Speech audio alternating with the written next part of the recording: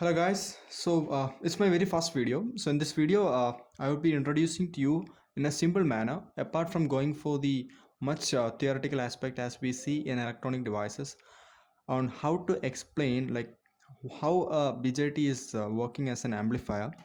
So we know that a BJT stands for a bipolar junction transistor, and it has got its name. Why? Because it the conduction is mainly because of the electrons and holes, and it has also got two junctions. That is, here you can see a simple pictorial representation of how a BJT looks like. So that's the reason why it's called a bipolar BJT. Then the different you can see I have marked the junction between an emitter and a base as JE, and that between the base and the collector as JC. So we know that BJT has got different modes of operation, and they are the saturation, the cutoff, the active, as well as the inverse active mode. So in this video, what I have thought is, apart from going for that conventional method that we have studied in electronic devices on how to explain that transistor is working in an amplifier mode, or when the emitter base junction is forward biased and the base collector junction is reverse biased. So here we are going for a much simple explanation that I personally thought as being simple to memorize that, or to understand that concept. And definitely here, as mentioned, JE stands for the junction between the emitter and the base, and the JC stands for the junction between the base and the collector. So we know that when JE junction is forward biased and the JC junction is also forward biased, it would be acting as a saturation. So in a saturation state, maximum collector current will be flowing. So to understand the concept much better, it's actually a pictorial, it's a symbol of a BJT, and it's in the NPN mode. So here you can, as you can see in this figure, IC is flowing in this direction. So in the saturation state, the IC value will be very high, and at that time when the IC value is very high, then the potential VC has to be minimum. So that's in the case of a saturation stage, where I have mentioned it as VC would be 0 when IC is a very high value, that is when it's in its maximum value.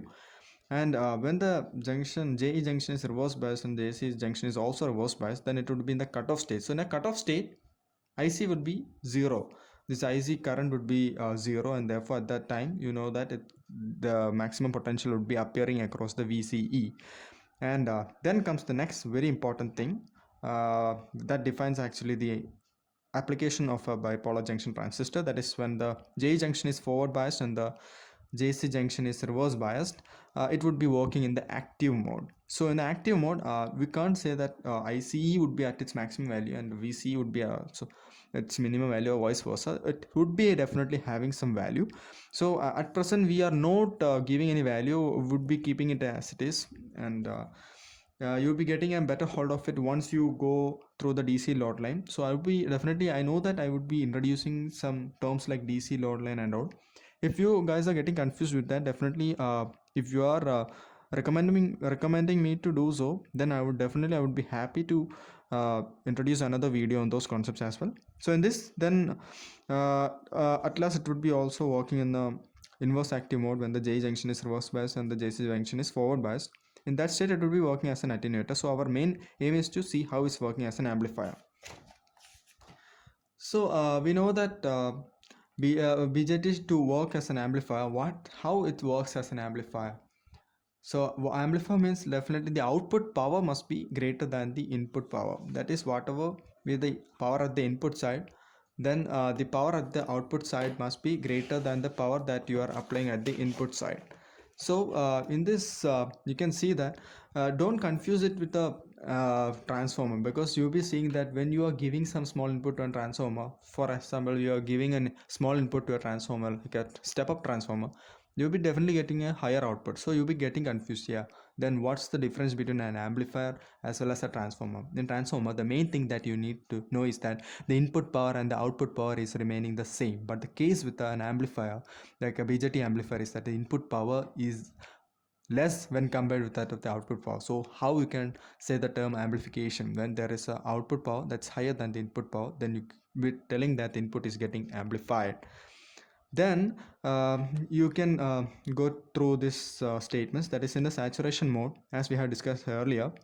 IC would be maximum, in that case VC would be minimum. So PT is actually the power that is supplied to the transistor, because here for amplification purpose, prior to applying the AC signal that's to be amplified, you will be biasing it. So for biasing it, you will be applying the DC biases, right? So in that while you bias it, we know that the power is given by the product of the voltage as well as the current. So in that, the power that you supply to the transistor while you bias it is actually zero, right? Yeah, because V into I, 0 into maximum is 0. In that similar way, in a cutoff region, VC would be maximum and IC would be 0. In that also, you can get the total power would be 0. And in the active state, you know that it's not 0. At least both these two terms are having some value, so power is not 0. That is, in conclusion, you can say that some power is applied to the transistor while you bias it prior to adding or prior to giving an AC signal as input, right? You can see in this small pictorial representation where you give an input AC and you'll be getting an output AC that would be getting amplified, and how that amplification is taking place is based on the DC biasing voltage that you give, and it is depending upon this biasing that you will be getting the saturation, cutoff, and the active region. And on that particular type of biasing, where you'll be getting the transistor to work in the active region, you see that these components are not zero, so you are supplying the transistor with some power, and actually that power is enabling it to produce a signal, output signal, with the power that's more than the input signal. So in this way, the transistor is working as an amplifier. So it's a very simple way of explaining it. So I hope you guys that you like this video, you understood the concept. For more videos, you definitely subscribe this channel and give a thumbs up and share to your friends. So that's for the day. Bye bye.